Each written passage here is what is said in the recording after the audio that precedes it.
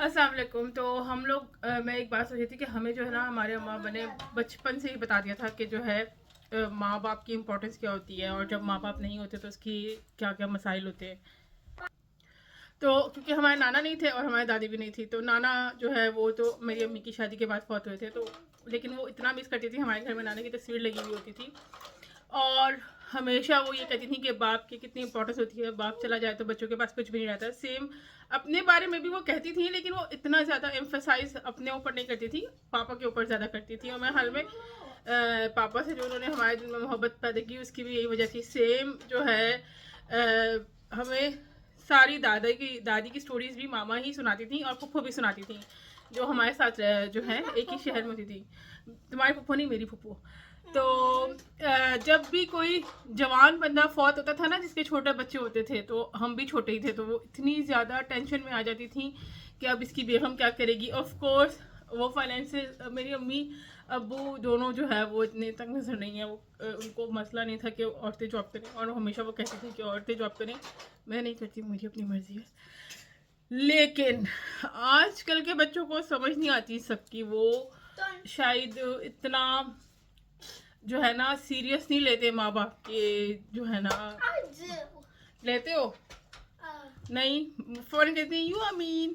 तो बस मैंने ये बताना था, और क्या बताना था। तो बस माँ हो या बाप, दोनों ही जब चले जाते हैं इंसान की लाइफ से, जिस तरह का भी हादसा होता है, तो इंसान की जो ज़िंदगी है वो बहुत ही ज़्यादा डिस्टर्ब हो जाती है। मैं कभी कभी सोचती हूँ कि मैं अपने बच्चों को जो है वो ट्रेन करूँ कि किस तरीके से जब इंसान मर जाता है तो उसके दुख को कैसे डील करना चाहिए। लेकिन जब मैं उनसे बात करती हूँ तो वो कहते हैं तुम अभी कौन सा मर रही हो।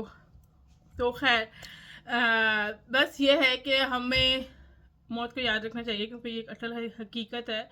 और अपने इर्द गिर्द के लोगों पे, उनके जज्बात पे भी काम करते रहना चाहिए इसके लिए, क्योंकि जो एक धचका होता है ना वो बहुत ही ज़्यादा शदीद होता है, और उससे उठना बहुत बहुत मुश्किल होता है, बहुत ज़्यादा मुश्किल। तो और भी मैंने कोई बातें करनी थी लेकिन मैं भूल गई। अल्लाह हाफिज़। अच्छा, मुझे एक बहुत मज़े की बात याद आई। मेरी अम्मी जब भी पापा की तारीफ़ करती थी ना, तो वो कहती थी देखो तुम्हारा बाप कितना शरीफ है, कितना नेक है, काम पर जाता है, सीधा काम से वापस आता है, अपने पैसे तुम लोगों पर खर्च करता है, और उसकी कोई गंदी आदतें नहीं हैं। और मेरे ख्याल में वो इसलिए बार बार ये सब रिपीट करती थी ताकि हमें पता चले कि कोई एक अच्छा इंसान कैसा होता है। और वो जैसे पापा अपने बहन भाइयों का ख्याल रखते हैं, सब मतलब ये सारे भाई हर हफ्ते एक दूसरे को फ़ोन करते हैं, बहनों को फ़ोन करते हैं, हेलो हेलो, मतलब वैसे सलाम दुआ करेंगे और फिर फ़ोन रख देंगे, ऐसा नहीं कि 10-15 घंटे बात करेंगे। लेकिन ये कि माँ बाप को शायद बताते रहना चाहिए। मैं भी सोच रही थी कि बच्चों को बताना शुरू करूं, लेकिन आजकल के बच्चे जो है ना वो बाद में रिप्लाई बहुत अच्छे देते हैं। तो मेरे पापा भी मामा की तारीफ़ करते थे, लेकिन जब हम लोगों की, मेरी मामा बहुत सख्त थी, तो हमारी तो मेरी और मामा की बहुत बहस लड़ाई मार कुटाई होती थी। ऑफ कोर्स टीवी पे ही होती थी वो सबसे ज़्यादा। तो वो कहते थे बेटा तुमसे प्यार करती है, बेटा तुम्हारे से, क्योंकि बेचारे पापा भी पापा से बहुत प्यार करते थे। तो वो कहती थी नहीं बेटा वो तुमसे बहुत प्यार करती है, अगर वो थोड़ी सी गुस्से वाली है तो क्या फ़र्क पड़ता है, थोड़ा बर्दाश्त कर लो। तो इस तरीके से जो है ना पेरेंट्स जो बच्चों के सामने एक दूसरे को सपोर्ट करते हैं। और मैं भी कोशिश करती हूँ कि हम लोग भी, अगर बच्चे एक दूसरे की कोई बात लेकर आए ना कि मुझे डांट दिया ये तो ये, तो मैं कहती हूँ कोई बात नहीं भाई, बाप की बात का बुरा नहीं मनाते। या नूर मुझे कहता है कि मुझसे प्यार से बात करो, तो मेरा जो एक लहजा है ना वो बहुत सख्त है और शुरू से ही है।